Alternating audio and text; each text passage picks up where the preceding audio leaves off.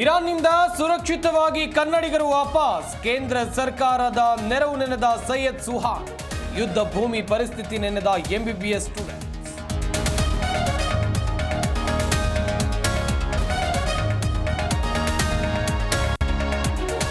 ಆಗಸದಲ್ಲಿ ಹಾರಾಡ್ತಾ ಇದ್ದ ಇಂಡಿಗೋ ವಿಮಾನದ ಇಂಧನ ಖಾಲಿ. ಕೆಂಪೇಗೌಡ ಏರ್ಪೋರ್ಟ್ನಲ್ಲಿ ತುರ್ತು ಭೂಸ್ಪರ್ಶ.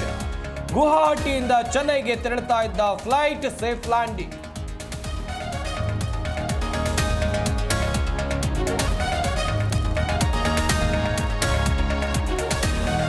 ಅಪಘಾತ ಮಾಡಿದ್ರಿ ಅಂತ ಸುಲಿಗೆ ಮಾಡೋದೇ ಖಯಾಲಿ. ಎಂಜಿ ರಸ್ತೆಯಲ್ಲಿ ವೃದ್ಧನಿಗೆ ಧಮಕಿ ಹಾಕಿ ಹಣ ವಸೂಲಿ.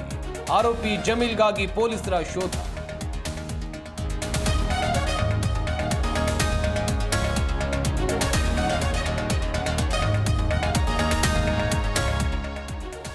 ಐದು ವರ್ಷದ ಬಳಿಕ ಮತ್ತೆ ಕೆಂಪೇಗೌಡ ಪ್ರಶಸ್ತಿ ಪ್ರದಾನ. ಕೊರೋನಾದಿಂದ ರದ್ದಾಗಿದ್ದ ಪ್ರಶಸ್ತಿ ಪುನರ್ ವಿತರಣೆ.